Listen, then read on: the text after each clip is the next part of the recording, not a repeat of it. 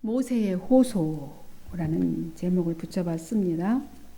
이제 광야 40년 여정에 대한 회상 이렇게 마쳤어요. 광야 40년 동안 어떻게 하나님께서 인도하셨는지 모세가 회상하면서 설교를 하고 있지요. 그리고 그 회상이 이제 마치고 이제 모세는 그들이 받은 율법을 이제 회상하면서 새로운 세대에게 하나님의 법이 무엇인지를 이제 가르치기 시작합니다.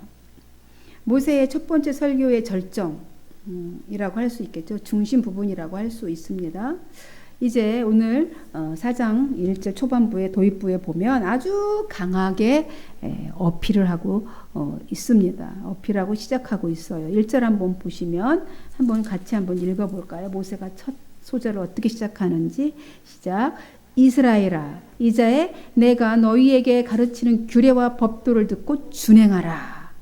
그리하면 너희가 살 것이요 너희 조상의 하나님 여호와께서 너희에게 주시는 땅에 들어가서 그것을 얻게 되리라.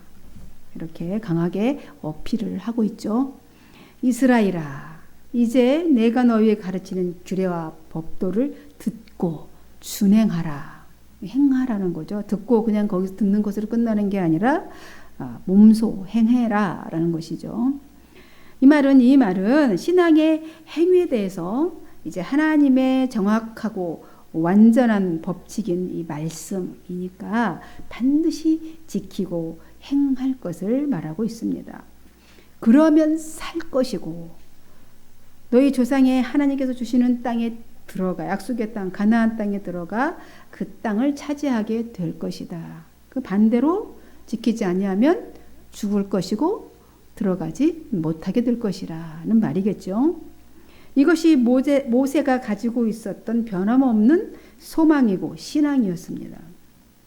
하나님께서 아브라함과 이삭과 야곱에게 약속하신 이 가나안 땅으로 이스라엘 백성들을 이끌어 들이신다는 이 믿음, 이 소망이었던 것이지요. 이제 광야 40년 여정의 시련을 이제 견디게 한 그 힘의 원천이 바로 뭐였냐면 바로 이 소망이었어요. 가나안 땅에 하나님께서 약속하신 땅, 그 가나안 땅에 들어가게 해주시겠다는 그 약속, 그 들어갈 것이라는 소망, 우리 땅이 있다라는 소망이 얼마나 큰 거겠습니까? 내일 모레 곧 내가 집을 사서 그 집에 들어간다. 그러면 지금 내가 월세로 살고 있어도 월세하는 게 아니죠. 이미 그 집의 주인으로 사는 겁니다. 똑같아요. 바로 이 소망과 이 신앙이었어요. 그 어렵고 힘든 광야 생활을 거치게 오면서 견딜 수 있었던 것이 바로 이 소망과 이 신앙이었다는 것이죠. 그래서 믿음은 바라는 것들의 실상이고요. 보이지 않는 것들의 증거인 것입니다. 소망과 희망의 차이는 말씀드렸죠. 희망은 보이지 않는 것이죠. 보이지 않는 것을 꿈꾸는 것이고, 소망은 보는 것을, 있는 것을, 존재하는 것을 바라는 것입니다. 그리고 2절에 모세는 이렇게 강조하죠. 내가 너희에게 명령하는 말을 너희는 가감하지 말고 내가 너희에게 내리는 너희 하나님 여호와의 명령을 지키라. 이렇게 말합니다. 그러니까 내가 너희에게 명령하는 말을 보태거나 빼거나 무엇이든지 어떤 것도 보태거나 빼거나 하지 말라. 이 말인 거죠. 모세의 율법 외에 모든 말씀은 다 하나님의 말씀으로 다 인정할 수 없다. 이런 말이 아니에요. 가감하거나 빼거나 이렇게 하지 말라는 말을 이 말씀만 보면 또 그렇게 해석하면 안 되겠죠. 모세의 율법 위에 기록, 그 당시에는 모세 율법 외에는 없었잖아요. 아직 모세가 율법이 완전히 기록되지 않았기 때문에 모세 율법밖에 없었어요. 다른 말씀들은 다 없었잖아요. 아직 없었잖아요. 그죠? 애언서나 시편이나 신약 같은 게 없었을 때니까. 그래서 모세 외에 다른 것은 다 배척되어야 한다라는 의미로, 그리고 왜 해석하면 안 됩니다. 그래서 그런 말이 아니지만 이렇게 기록되었고, 신약에도 복음서도 서신서도 계시록도 첨가되어서 모세 오경 이후에 기록되었습니다. 따라서 여기서 너희에게 이 명령 아닌 모든 말을 가감하지 말라 하는 말은 모세 위에 다른 것은 성경이 아니다라는 말이 아니라 하나님의 뜻을 드러내는 말씀 외에 다른 어떤 인간적인 생각, 인간적인 사상에서 나온 말씀, 이런 말씀을 금하라는 것입니다. 그러니까 모세의 율법이 왜 하나님 말씀이 아니다란 말이 아닙니다. 여기서 현재 우리가 가지고 있는 성경 66권이 있죠. 성경 66권은 하나님의 감동을 받은 사람들이 그래서 성령의 지시하심에 따라 기록한 것입니다. 그래서 이 성경 66권은 죄인이 구원을 얻고 하나님의 자녀로 살아가기에 충분하다고 완벽함으로 충분하고 완벽함으로 더 이상의 어떤 가감은 있을 수 없다. 그래서 요한계시록에서도 이것들 외에 더하는 거나 빼거나 하는 자는 그 안에 기록된 재앙을 다 받을 것이고 또 이것들을 또 더하는 자는 그럴 것이고 빼는 자는 하나님의 생명책에 참여하는 것을 그 잔치에 참여하는 것에서 제하여 버릴 것이다. 이렇게 이야기하고 있지 않습니까? 그래서 더 이상 가감은 있을 수도 없고 있어서도 안 되는 거죠. 왜냐하면 이 말은 이제 신구약 성경은 정확무한 하나님의 말씀, 이 완전한 말씀이다. 이 성경은 이 말씀을 드리고 있는 것입니다. 바울 사도는 디모데에게 그래서 성경은 어떤 책인지를 분명하게 바울 사도가 얘기를 합니다. 혹시 그 모세 요 부분만 읽고 또 혹시 그렇게 생각하는 사람이 있을까봐 성경은 능히 너희로 하여금 그리스도 예수 안에 있는 믿음으로 말미암아 구원에 이르게 하는 지혜가 있게 하느니라. 그러면서 모든 성경은 하나님의 감동으로 된 것으로 교훈과 책망과 바르게 함과 의로 교육하기에 유익하니 이는 하나님의 사람으로 온전케 하며 모든 선한 일을 행하기에 온전케 하려 함이니라. 이렇게 사도 바울이 디모데후서 3장 15절에서 17절에 이렇게 디모데에게 이 성경에 대해서 설명해 주고 있습니다. 성경이 어떤 책인지에 대해서 말해 주고 있습니다. 성경은 마치 우리 엑스레이를 아까 이제 치과에 가서 엑스레이 찍잖아요. 엑스레이 우리 내시경으로 또 안 보이는 부분은 내시경을 통해서 우리 내장의 이런 질병들을 찾아내는 것처럼 하나님 앞에서 우리를 벌거벗은 것 같이 드러나게 하는 게 바로 성경이에요. 성경의 역할이에요. 그러니까 모든 성경이 이 듣고 내게 교훈이 되어야 되고 책망이 되어야 되고 구부러졌던 것이 펴지도록 의로 또 예수 그리스도를 믿게 교육하게 유익한 것이 성경책인 것입니다. 성경이 받으라 축복을 가져다 주는 이런 책이야 축복의 책이 아니라 우리를 하나님 앞에서 온전히 벌거벗은 것처럼 내시경 앞에 놓여 있는 것처럼 엑스레이 앞에 찍히는 것처럼 우리 자신을 드러내게 하는 역할을 하는 것이 성경이라는 것이죠. 이제 모세는 빼거나 더하거나 하지 말라 이렇게 한 다음에 새로운 세대에게 이제 하나님의 법이 무엇인지 가르치기 시작합니다. 여러분의 눈으로 보았잖아요. 아직까지 여러분의 눈으로 보았듯이 하나님은 부올에서 무슨 일이 있었죠? 발람과 그죠? 발락이 잘못된 만남이 있었죠. 그래서 발람의 계략으로 이제 죄를 짓게 되어지는 일이 있었습니다. 그래서 바알부올에서 바알을 섬긴 사람들은 모두 어떻게 됐어요? 파멸을 당했습니다. 우리 고소비 사건을 통해서 24,000명이 죽었죠. 하지만 여호와께 충성했던 사람들은 어떻게 했어요? 살아남았어요. 지금까지 살아남았습니다. 이제 나의 하나님께서 명하신 계명 규례들을 가르쳐 드리겠으니까 여러분에게 이제 살아있는 자들에게 이제 죄를 지은 자들은 다 죽었어요. 그죠? 바알부알에 가담한 자들은 다 죽었어. 그리고 나머지 사람들은 이제 하나님께 충성했던 사람들은 지금 살아남아서 지금 이 모압 평지에 있으니 내가 이제 하나님의 계명과 규례들을 다시금 가르쳐 드리겠으니 가나안 땅에서도 그대로 모두 지키시기 바랍니다. 이렇게 설교하고 있습니다. 이것들을 지키기만 하면 세계 만민이 다 듣고 그 위대함을 감탄할 것입니다. 이렇게 말하는 거죠. 그리고 기도할 때마다 찾아와 들으시는 하나님, 우리가 기도할 때 와서 들으셔요. 그죠? 모세가 기도할 때 다 들으셨잖아요. 기도할 때마다 찾아와 들으시는 이런 하나님을 모시는 위대한 민족이 어디 있느냐 이렇게 말해요. 바울이 그러면서 이렇게 말합니다. 9절에 뭐라고 얘기합니까?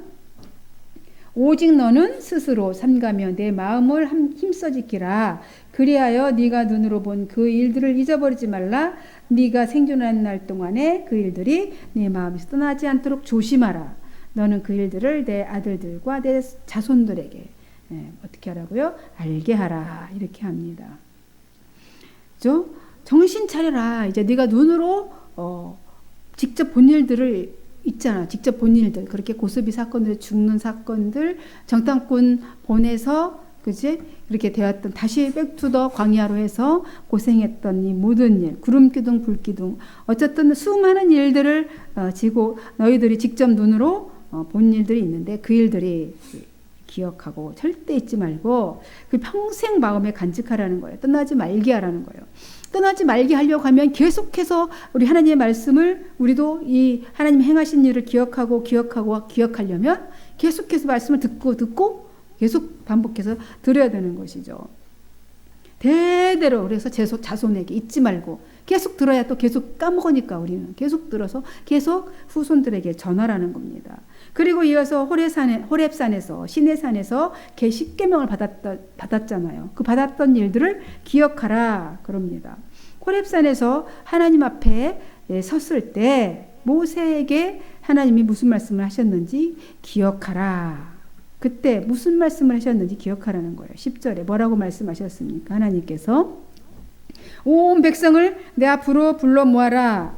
내가 그들에게 내 말을 직접 들려주어서 그들이 세상에 사는 동안 나를 경외하는 것을 배우게 하고 또 그들의 후손들에게 가르쳐주게 하리라. 이렇게 했다는 것입니다. 하나님께서 그때 모세가 율법을 받아서 와서 전해줬을 때 호렙산에서 그때 백성들이 호렙산은 시내산을 말합니다. 호렙산 기슭에서 시내산 기슭으로 나왔어요. 백성들이. 그래서 불길이 하늘 높이 치솟았어. 하늘까지 치솟고 사방은 막 먹구름이 뒤덮였는데 그 불길 속에서 주님이 말씀하셨어요. 백성들은 하나님의 음성을 들었을 뿐이고 그 모습은 보지를 못했어요. 하나님을 보면 죽으니까 그 모습은 보지 못했습니다. 그때 하나님은 십계명을 선포하시고 그것을 지키라고 명령하시고 그것을 두 돌판에 모세에게 새겨 주었습니다. 그죠? 하나님께서는 자신에게 말씀하시기를 뭐라고 얘기했냐면 계명과 규정들을 가르쳐서 백성들이 요단강을 건너가서 차지하고 살 땅에서 그것들을 지키며 살게 하라. 이렇게 자기에게 명령하셨다는 거예요. 하나님께서 십계명을 주실 때에.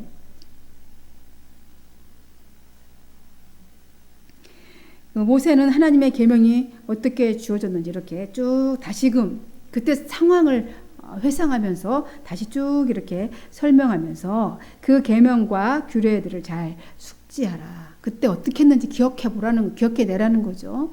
그때 기억해 숙지하고 그것들을 후손들에게 전하고 가나안 땅에 들어가서도 모두 그대로 지키도록 하라.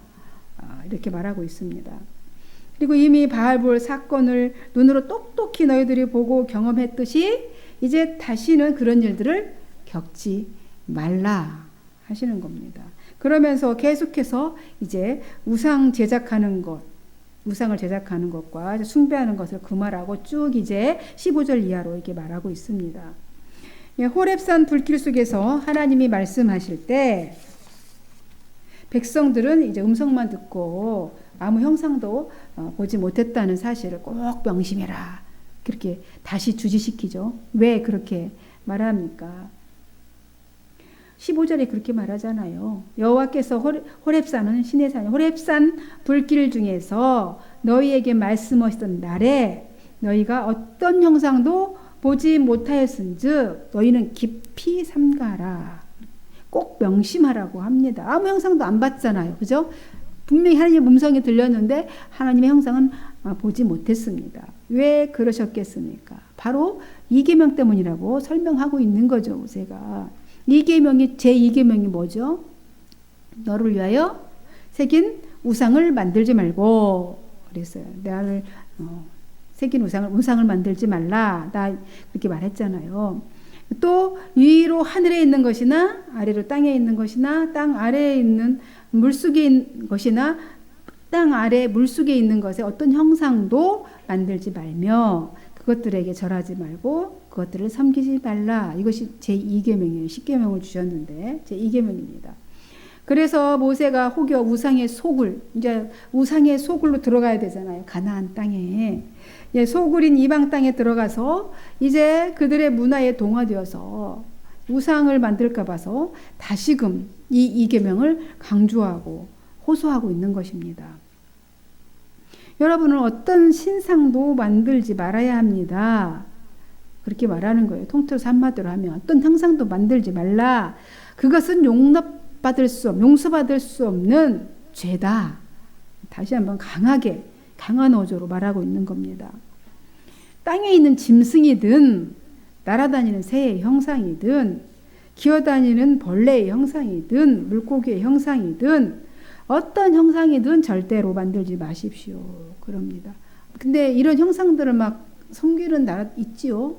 종족이나 뭐 새 독수리 같은 거 형상해놓고 뭐 동물 이렇게 형상해놓고 황소 같은 거 해놓고 막 섬깁니다. 이런 형상이든 절대로 만들지 마십시오. 그러는 거죠. 그리고 이런 1월 성신, 해달별, 유난히 또 많아요. 해달별을 섬기는 달신, 해신, 뭐죠? 이집트도 해를 섬기잖아. 이집트 라, 그죠? 예, 태양신을 섬깁니다. 달이나 달신도 섬겨요. 별들, 점성술들, 점순가들도 있죠. 점성술사들, 그죠?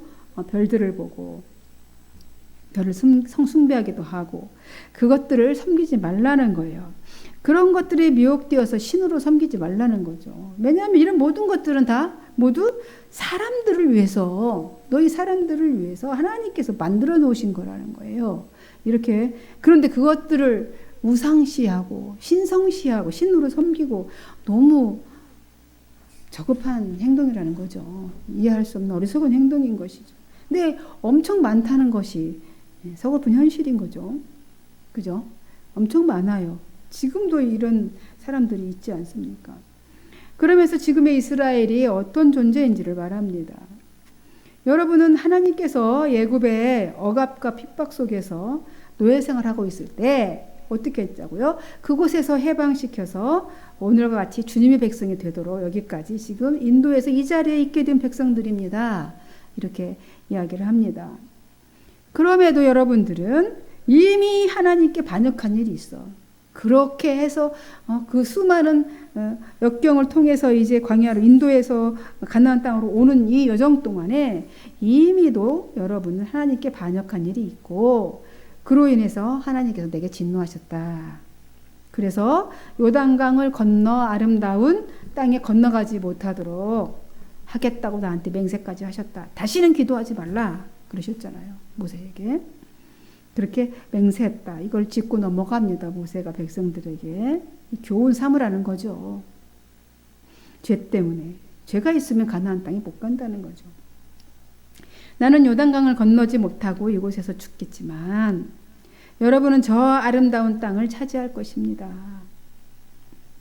여러분은 스스로 삼가하시고 하나님께서 여러분과 맺으신 언약 어떻게 맺었는지 그것을 명심하시고 하나님께서 금하신 것이 뭔지 생각하라, 기억하라는 거죠. 어떤 형상이든 우상도 조각하지 말라고 했으니 그것을 명심해서 지키라는 겁니다. 여러분 하나님은 무소부재하시죠. 무소부재라는 것은 언제나 어디에나 다 계시다는 겁니다. 안 계신 곳이 없다라는 것이에요. 우리가 은밀하게 죄 짓는 곳에도 있고 화장실에 있을 때도 있고 밥 먹을 때도 있고 잠잘 때도 항상 무소부재하신 신이시니까 부재하신 분이시고 전능자이시고 능력이 엄청나신 분이시고 영이십니다. 결코 유한한 어떤 물질의 조각품에 불과한 어떤 우상으로 대신할 수 없죠. 없어요. 그럴 뿐만 아니라 비교 대상도 없어요. 이 세상에 어떤 것도 하나님과 비교할 수 없습니다. 우상숭배는 그래서 가장 고귀하고 신성한 하나님을 닮은 이 성품을 우리가 하나님의 성품 닮았잖아요. 가장 고귀하고 신성한 하나님의 성품을 우리가 닮았는데 그것을 아주 천박하고 가치없는 것으로 대치시키는 것이 우상숭배예요. 그래서 우상숭배를 정말 싫어하시는 겁니다.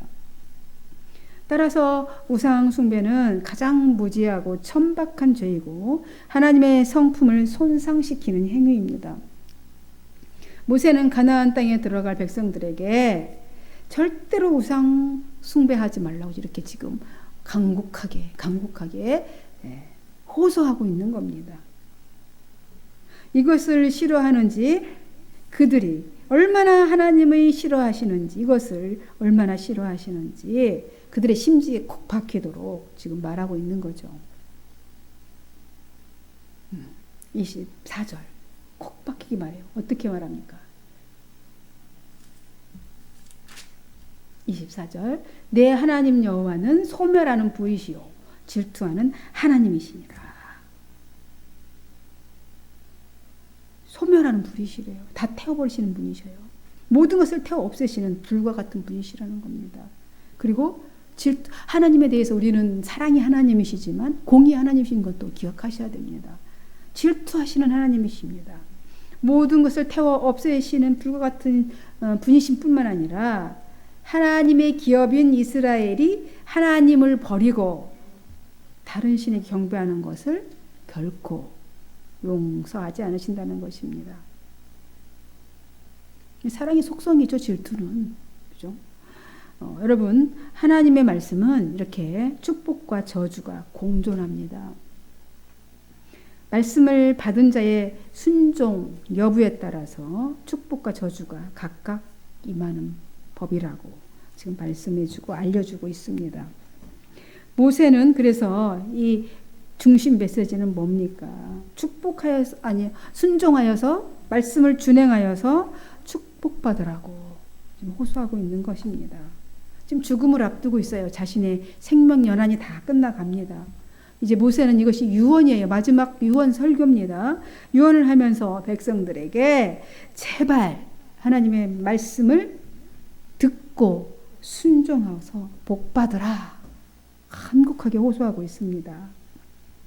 우리 다 함께 아멘으로 화답하면서 우리도 복받은 자 됩시다. 아멘. 기도하겠습니다. 하나님 아버지 감사합니다. 오늘 모세의 간곡한 호소를 듣습니다.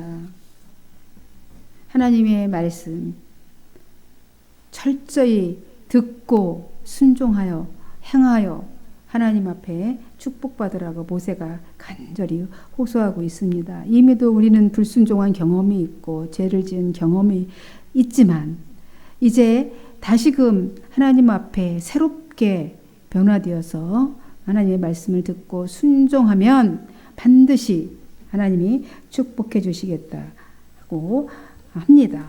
모세를 통해서 저희들에게 이 메시지를 주셨습니다. 아멘으로 받았습니다. 이제 우리가 그렇게 살도록 주님이 인도하여 주옵소서. 감사하고 예수님의 이름으로 기도하옵나이다. 아멘.